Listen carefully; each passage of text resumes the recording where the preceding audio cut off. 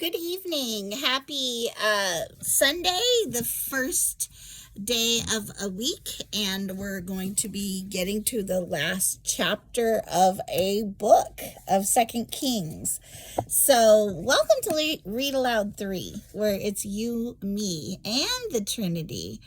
And we will get right to chapter 25, the last one of Second Kings. So, on January 15th, MLK's birthday, during the 9th year of Zedekiah's reign, King Nebuchadnezzar of Babylon led his entire army against Jerusalem. They surrounded the city and built siege ramps against its walls. Jerusalem was kept under siege until the 11th year of King Zedekiah's reign. And if you'll recall, King Zedekiah was renamed Zedekiah by the king of Babylon, interestingly. Okay.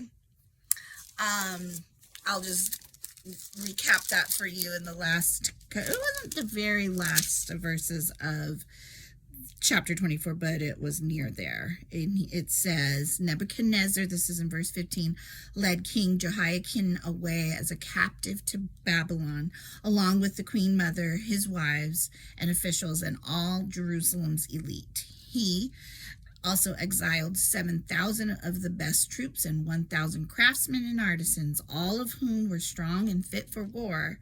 Then the king of Babylon, installed Mattaniah, Jehoiakin's uncle.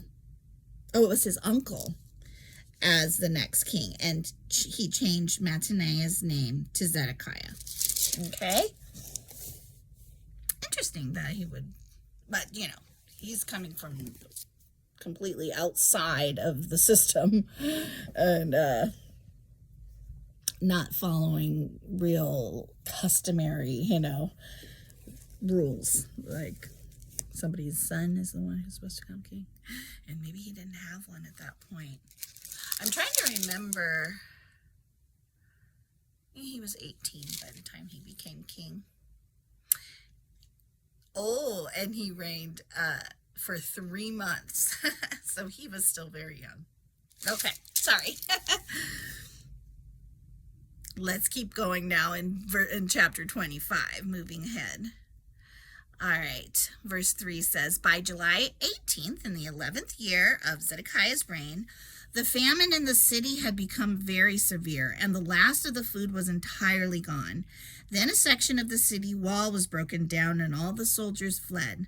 Since the city was surrounded by the Babylonians, they waited for nightfall.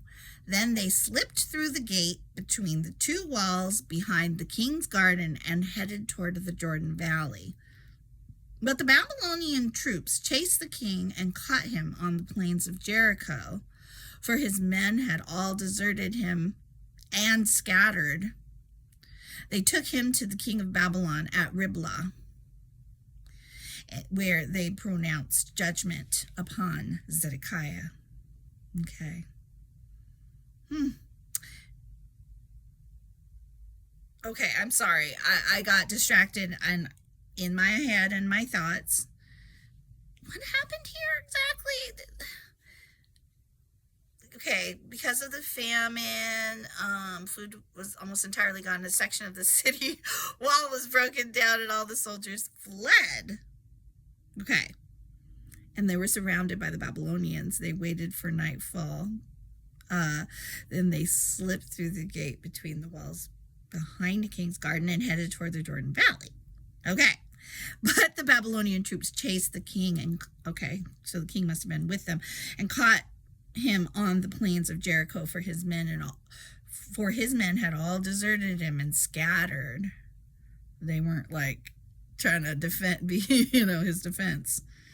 He was out there. And they took him to the king of Babylon at Riblah, where they pronounced judgment upon Zedekiah.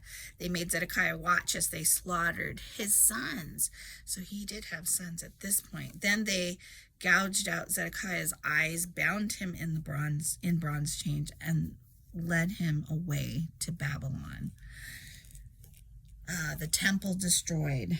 On August 14th that year, which was the 19th year of King Nebuchadnezzar's reign, Nebuzaradan, the captain of the guard of an official of the Babylonian king, arrived in Jerusalem. He burned down the temple of the Lord, the royal palace, and all the houses of Jerusalem. He destroyed all the important buildings in the city.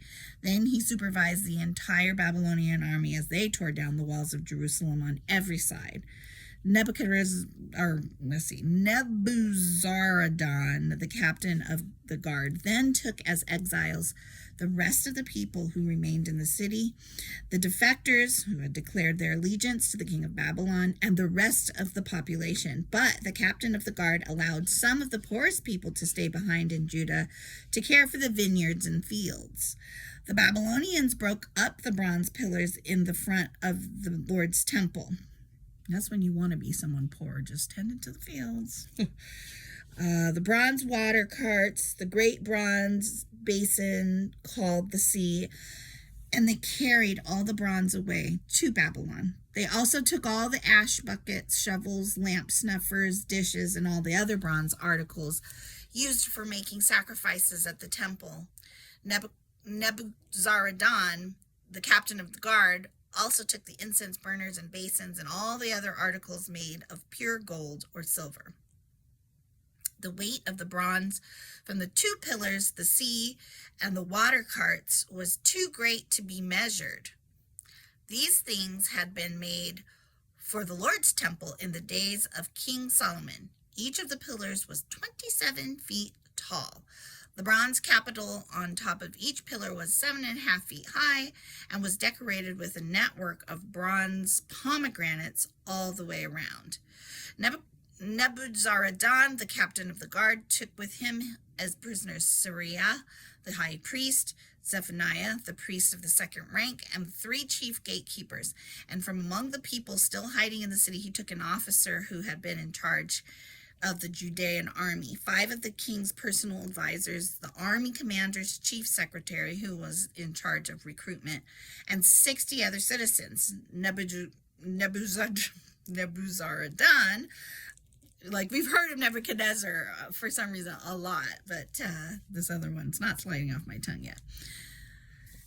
The captain of the guard took them all to the king of Babylon at Riblah. And there at Riblah, I mean, obviously, we know of Nebuchadnezzar because this is a pretty significant event in this biblical history. And there at Riblah, in the land of Hamath, the king of Babylon had them all put to death. So the people of Judah were sent into exile from their land. Then subtitle, Jedediah governs in Judah. Then King Nebuchadnezzar appointed Gedaliah, son of Ahikam, and grandson of Shaphan, as governor over the people he had left in Judah. When all the army commanders and their men learned that the king of Babylon had appointed Gedaliah as governor, they went to see him at Mizpah. These included Ishmael, son of Nethaniah, Johanan, son of Kareah, Sariah, son of Tanhumeth, the Netophathite, and Jezaniah, son of the Makathite, and all their men.